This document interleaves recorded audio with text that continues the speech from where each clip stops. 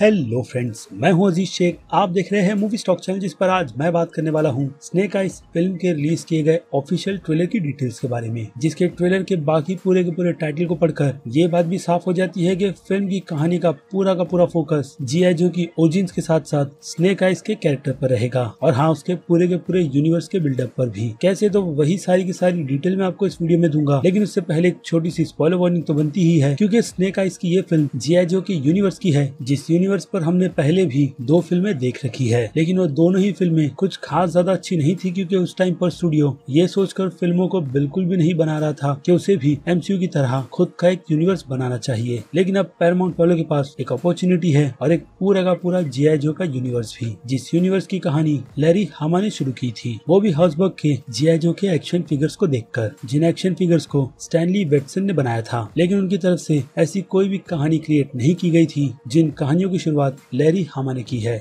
जिन्हें आप एक हिसाब से जी.आई. जो के यूनिवर्स के स्टैनली भी कह सकते हो। और हाँ, बाय द वे, लैरी ने इस जी.आई. जो के यूनिवर्स को स्टार्ट करने से पहले मार्वल और डीसी कॉमिक के लिए भी काम किया था, क्योंकि वो एक कॉमिक बुक राइटर थे। और उसके भी पहले उन्होंने यूएस के लिए वियतनाम वॉर भी लड़ी है और उसी से इंस्पिरेशन लेकर उन्होंने अपनी जी.आई. जो की कहानी को लिखा था। लेकिन जो चीज लैरी ने उस जी.आई. जो के यूनिवर्स की कहानी में सही ढंग से फैंस को नहीं बताई थी, उसका रिजल्ट अब हमें जाकर इसी स्नेक आइज फिल्म में देखने मिल रहा है। और टाइटल से आपने वो चीज गेस भी कर ली होगी जो हमें जी.आई. जो के यूनिवर्स की 2 चीजों का हिंट देती है, जिसमें से एक तो स्नेक आइज की ओरिजिन है और दूसरा जी.आई. जो के यूनिवर्स का बनना। कैसे, तो चलिए अब उन पूरी की पूरी डिटेल्स पर आते हैं। लेकिन आगे बढ़ने से पहले अब एक छोटी सी रिक्वेस्ट भी, जो है इस चैनल को सब्सक्राइब, वीडियो को लाइक और शेयर करने की।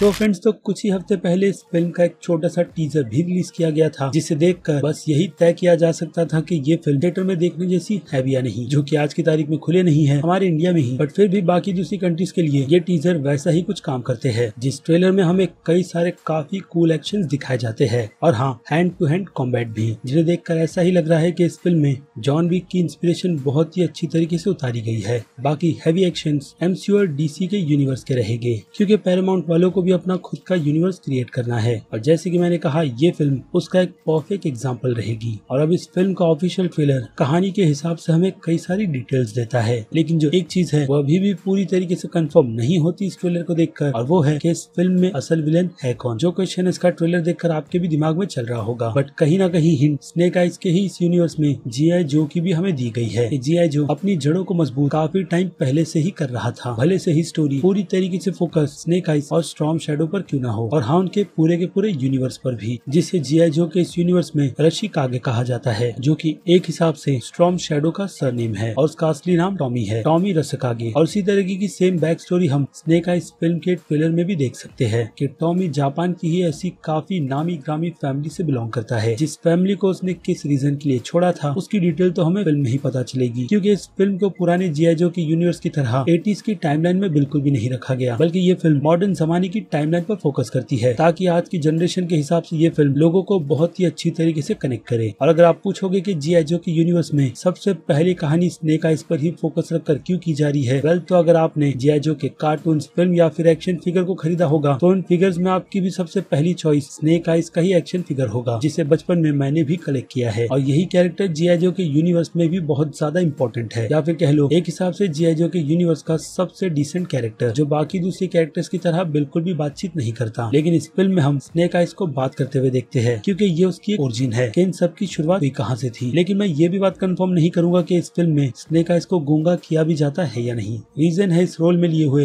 एक काफी वेल नोन हेनरी गोल्डिंग नाम के एक्टर, और इतनी जल्दी ऐसे एक्टर को अगर म्यूट कर दिया गया तो फिर आगे की फिल्मों के लिए या फिर जी.आई. जो की यूनिवर्स के लिए थोड़ी बहुत प्रॉब्लम तो क्रिएट हो सकती है। बट देखते हैं फिल्म में हमें क्या देखने मिलेगा। और अब कॉमिक बुक के रेफरेंस पर आए, यानी कि स्नेक आइज और स्टॉर्म शैडो की स्टोरी पर, तो कॉमिक बुक में उनकी स्टोरी को कई बार चेंज किया गया है और इस बार भी वैसा ही होगा, क्योंकि लैरी हामा को खुद फिल्म के सेट पर बुलाकर इस फिल्म की सारी कहानी से लेकर सीक्वेंसेस तक की डिटेल दी गई थी, यानी कि वो इस प्रोजेक्ट से काफी ज्यादा जुड़े हुए हैं और शायद उन्हीं की ग्रीन लाइट के बाद इस प्रेजेंट की स्टोरी लाइन को चुना गया है। और देखा जाए तो वियतनाम वॉर की स्टोरी अभी की टाइमलाइन के हिसाब से इस फिल्म में उतनी ज्यादा ठीक नहीं बैठेगी, इसलिए हो सकता है कि इस बार इस फिल्म की बैक स्टोरी का फोकस अफगान या फिर ईरान की वॉर पर हो, जिस वॉर में पार्टिसिपेंट स्नेक आइज और उसका दोस्त स्टॉर्म शैडो करते हैं, और यहीं से इन दोनों की दोस्ती काफी ज्यादा गहरी हो जाती है। या फिर ऐसा भी हो सकता है कि जो चीज हम ट्रेलर में देख रहे हैं कि दोनों अपने घर से भागे हुए हैं, यानी दोनों की ही स्टोरी का कोई ना कोई पास होगा, जिस पास में हम कॉमिक बुक की तरह स्नेक आइज को होमलेस देखते हैं। लेकिन हु नोस कि फिल्म में कॉमिक बुक से क्या अलग किया जा सकता है, क्योंकि ऑलरेडी इस फिल्म में काफी सारी चीजें चेंज की गई है। बाकी बात करें टॉमी यानी कि स्टॉर्म शैडो की, तो उसकी कहानी बिल्कुल ही सिमिलर है, लेकिन फैमिली को छोड़कर आने का रीजन यहाँ पर अभी के लिए तो बिल्कुल भी एक्सप्लेन नहीं किया गया। या फिर ऐसा भी हो सकता है कि इस फिल्म में भी हमें जाटन नाम का कोई ना कोई कैरेक्टर देखने को मिल जाए, और इस कैरेक्टर को हमने उसके पहले जी.आई. जो की फिल्म में भी देखा है। लेकिन जैसे कि वो फिल्में बिल्कुल अलग है और ये फिल्म जी.आई. जो के यूनिवर्स का एक बिल्कुल ही रिबूट वर्जन है, इसलिए हमें इस फिल्म में स्कारलेट और ब्रोनोस के कैरेक्टर दिखाए गए हैं, जिन दोनों ही कैरेक्टर का रोल इस फिल्म में बिल्कुल ही डिफरेंट एक्ट्रेसेस ने प्ले किया है, और हाँ काफी वेल नोन एक्ट्रेस ने भी। जिसमें स्कारलेट के कैरेक्टर की बात करें तो वो रोल इस फिल्म में समारा वेविंग प्ले कर रही है, और ब्रोनोस के कैरेक्टर का रोल प्ले उर्सुला कॉर्बेरो, जिनकी पॉपुलैरिटी मनी हाइस्ट सीरीज की वजह से हुई है, जिस सीरीज में वो टोक्यो के कैरेक्टर का रोल प्ले करती है। और यहाँ पर उन पर ये रोल सच में कास्टिंग डायरेक्टर की तरफ से बिल्कुल परफेक्ट दिया गया है, क्योंकि ब्रोनोस के कैरेक्टर के लिए इसी तरीके की एक्ट्रेस चाहिए। बाकी स्कारलेट के कैरेक्टर के रोल के लिए समारा वेविंग भी बिल्कुल ठीक है, लेकिन इस ट्रेलर में यही दोनों कैरेक्टर काफी ज्यादा कंफ्यूजन से भरे हुए हैं। या फिर कह सकते हैं कि इन दोनों ही कैरेक्टर्स के जरिए जी.आई. जो के यूनिवर्स की शुरुआत की जा रही है, क्योंकि ये दोनों कैरेक्टर जी.आई. जो के यूनिवर्स में भी स्नेक आइज की स्टोरी के बाद आए थे। लेकिन स्कारलेट की बात करें तो स्कारलेट का पास स्नेक आइज से जुड़ा हुआ है, यानी कि वो उसकी एक लव इंटरेस्ट है, जिसे जी.आई. जो rise of the cobra film में रिप कोट की लव इंटरेस्ट दिखा दिया गया था। लेकिन अब यहाँ पर चीजों को बिल्कुल ठीक किया जा रहा है, और हाँ उसकी शुरुआत भी अच्छी हो रही है। और इसमें अगर विलन्स को गेस किया जाए तो बोनरेस को यहाँ पर शायद जिम्मेदारी रशिकागे को डिस्ट्रॉय करने की दी गई होगी, और ऊपर से उसे स्नेक आइज के बारे में भी पता है कि वो कौन है, कहाँ से आया है, जो चीज कॉमिक बुक में भी काफी बड़ी मिस्ट्री है, यहाँ तक कि इस कैरेक्टर का ओरिजिनल नाम भी। लेकिन जैसे कि मैंने आपको कहा है कि ये फिल्म हमारे सारे के सारे डाउट्स को क्लियर करेगी स्नेक आइज और उसके पूरे के पूरे यूनिवर्स को लेकर। बाकी इसके अलावा हो सकता है ब्रोनेस या फिर कह लो कोबरा की मदद केंटा का कैरेक्टर करेगा, जिस कैरेक्टर को हम इस ट्रेलर में भी देखते हैं, और वो कहीं ना कहीं बदला स्नेक आइज और उसके दोस्त स्टॉर्म शैडो से लेना चाहता है। क्यों, तो उसका रीजन आप ट्रेलर देखकर काफी अच्छी तरीके से समझ गए होंगे कि जब केंटा स्नेक आइज को टॉमी को मारने का ऑर्डर देता है तो वो उसे ना मारते हुए अपनी दोस्ती निभाता है, और केंटा और उसके लोगों को मारकर वो लोग वहाँ से निकल भी जाते हैं। यानी एक तरीके से स्नेक आइज ने कॉमिक बुक की तरह स्टॉर्म शैडो की जान बचाई है, और स्टॉर्म शैडो अपने दोस्त को वो देना चाहता है जो उसे कभी नहीं मिला, यानी कि अच्छी शिक्षा रशिकागे के बीच में रहकर सीखने की, जिन्हें अब मैं सिंपल कर आपको ये एक्सप्लेन कर देता हूँ कि रशिकागे जापान के एक ऐसे लोग हैं, यानी कि एंशिएंट टाइम के वॉरियर्स, जो अपनी कम्युनिटी को अच्छाई के लिए ही यूज करते हैं, और सबको चलाने की जिम्मेदारी इस टाइम पीरियड या फिर कह लो इस फिल्म के हिसाब से ब्लाइंड मास्टर और ज्यादातर तो हार्ड मास्टर के अंडर है, और टॉमी हार्ड मास्टर का नेफ्यू है। तो शायद ये एक रीजन हो सकता है जिसके चलते टॉमी रशिकागे को छोड़कर भाग गया था, और शायद इसी के चलते वो हार्ड मास्टर की नजर में भी आया होगा, जिस कैरेक्टर का रोल प्ले इस फिल्म में इको ओविस प्ले कर रहे हैं। अब पता नहीं उन्हें ये रोल क्यों दिया गया, क्योंकि कॉमिक बुक की हिस्ट्री में हार्ड मास्टर की डेथ होगी, और उन्हीं की डेथ का इल्जाम या फिर कह लो कन्फर्मेशन टॉमी पर लगेगी, यानी कि हार्ड मास्टर के नेफ्यू पर, जो जलन के चलते हार्ड मास्टर को मार देता है, क्योंकि हार्ड मास्टर उसे सब स्टेप तो सिखा देते हैं लेकिन फाइनल 7 स्टेप बिल्कुल भी नहीं, यानी कि निंजास के मूव, जिसे दिल लगाकर वहाँ पर स्नेक आइज सीखता है, और हार्ड मास्टर के दिल में अपनी अलग ही जगह बनाता है, जिसके बाद हार्ड मास्टर उसे अपने सारे के सारे स्टेप सिखा देते हैं, और आखिर का 7th स्टेप भी। और यही चीज टॉमी को बिल्कुल भी पसंद नहीं आती, लेकिन जब वो हार्ड मास्टर को मारता है तो टॉमी पहले उन्हें इन्फॉर्म करने जाता है, और ओरिजिन में एक स्नाइपर टॉमी के जबड़े पर गोली चला देता है, जिसके चलते वो गूंगा हो जाता है। और फिल्म में हमें रीजन यही दिया गया था कि ब्लैक आइज हार्ड मास्टर की मौत के बाद मौन धारण कर लेता है, कि जब तक वो उनके कातिल को नहीं मारेगा तो वो बात नहीं करेगा। तो फिल्म में भी शायद ऐसा ही कुछ किया जाएगा, ताकि स्नेक आइज को फ्यूचर में फैंस बोलता हुआ सुने, जो डेफिनेटली फैंस तो बिल्कुल भी सुनना नहीं चाहेंगे। और हाँ, जैसी प्रेजेंटेशन इस फिल्म की जा रही है, उससे तो डेफिनेटली आपके दिमाग में एमसीयू के यूनिवर्स की शैंग-ची फिल्म चल ही रही होगी, क्योंकि उसमें भी सिचुएशन मेन कैरेक्टर्स को लेकर कुछ ऐसी ही है। लेकिन उस फिल्म में पूरी तरीके से प्रेजेंटेशन चाइना के कल्चर को किया जाएगा, और इस फिल्म में जापान के। लेकिन दोनों ही फिल्मों में जिन चीजों पर ट्रेलर के हिसाब से काफी ज्यादा ध्यान दिया गया है, वो यही है कि ये फिल्म निंजा असेंशन की फिल्म से बिल्कुल भी सिमिलर ना लगे, क्योंकि इस फिल्म में हमें कई सारी हिस्ट्री कुछ इसी तरीके की दिखाई गई है निंजास की, और शायद उसी के चलते इन दोनों ही फिल्मों की टीम ने अपनी अपनी रिसर्च को बिल्कुल ही डिफरेंट लेवल पर किया है। इसलिए इस फिल्म में हम हार्ड मास्टर को इतना ज्यादा यंग देख सकते हैं, जबकि कॉमिक बुक में वो कैरेक्टर काफी ज्यादा ओल्ड है। इसके अलावा ब्लाइंड मास्टर का कैरेक्टर बिल्कुल वैसा ही है जैसा कॉमिक बुक में है, लेकिन अगर इस फिल्म में स्नेक आइज की जगह कोई कैरेक्टर मिसिंग है तो वो है हार्ड मास्टर की बेटी, जिस कैरेक्टर को जी.आई. जो के यूनिवर्स में जिंक्स के नाम से जाना जाता है, और उस कैरेक्टर को भी हमने जी.आई. जो रिटेलियन में देखा है। तो शायद हो सकता है कि उस कैरेक्टर को चेंज कर इस फिल्म में उसकी जगह अकीको के कैरेक्टर को दी गई होगी, या फिर ये कैरेक्टर बिल्कुल ही डिफरेंट कैरेक्टर है, जिसका रोल प्ले इस फिल्म में हारुका अभी प्ले कर रही है। और हाँ, इसके अलावा जिंक्स के कैरेक्टर को कॉमिक बुक में ट्रेनिंग ब्लाइंड मास्टर ने दी थी। बाकी मुझे लगता है कि इस फिल्म में किंटा का कैरेक्टर कहीं ना कहीं सिमिलर साटन सा रहेगा। बाकी कोबरा कमांडर मुझे इस पूरे ट्रेलर में नजर नहीं आया, जिसके नाम से ही आपको पता चल जाता है कि कोबरा कमांडर कोबरा के पूरे ग्रुप को चलाता है, जिन ग्रुप्स का काम है कई एडवांस वेपन बनाकर दुनिया को खत्म करने की, और जी.आई. जोस उसके अगेंस्ट यानी कि दुनिया को बचाने का काम करते हैं। ये काफी सिंपल सी स्टोरी है जी.आई. जो की यूनिवर्स की, लेकिन हर बार अलग अलग विलेन्स अपने अलग अलग मकसद से आगे आते हैं। तो देखना इंटरेस्टिंग ये होगा कि इस फिल्म में उनका मकसद है क्या। बाकी फिल्म की लिखी गई ऑफिशियल स्टोरी की बात करें तो फिल्म की कहानी भी बिल्कुल वैसी है जिस कहानी में स्नेक आइज को उसका दोस्त टॉमी अपनी जान बचाने के बाद रसी का आगे लेकर आता है, जहाँ पर आने के बाद उससे फैमिली मिलती है और इसी फैमिली के चलते वो अपने दोस्त टॉमी से दूर हो जाता है, ताकि स्नेक आइज अपनी लॉयल्टी रसी का आगे को बता सके कि उसे जो मान सम्मान यहाँ पर मिला है आज से पहले कभी भी नहीं मिला। उसके बाद जाकर उसे यहाँ के टेक और फाइटिंग टेक्निक सीखने मिलेगी, जिसके बाद वो इस यूनिवर्स का स्नेक आइज कहलाएगा, जिसे होते हुए हम इस ट्रेलर के एंड में देख सकते हैं कि स्नेक आइज अब पूरी तरीके से कॉस्ट्यूम के साथ और हाँ किसी तरीके की टेक्नोलॉजी के साथ स्नेक आइज बन चुका है। तो आई होप ये फिल्म अपना पूरा का पूरा फोकस इसके टाइटल के हिसाब से स्नेक आइज पर रखे, ना कि जल्दबाजी में स्टूडियो जी.आई. जो के यूनिवर्स को बनाने के लिए इस फिल्म में कई सारे दूसरे रेफरेंस घुसा दे कॉमिक बुक के, और ना कैरेक्टर को लेकर जो डेवलपमेंट की जा रही है वो इस फिल्म से कहीं ना कहीं फैंस की नजरों में फ्लॉप हो जाएगी। बट हाँ एक चीज अच्छी है कि पैरामाउंट वालों की तरफ से इसकी शुरुआत एक बहुत ही अच्छे रिबूट से की जा रही है, ताकि लोगों को जी.आई. जो का यूनिवर्स कॉमिक बुक से हटकर काफी ज्यादा अलग और बिल्कुल डिफरेंट फील हो। वेल तो ये थी सारी की सारी डिटेल्स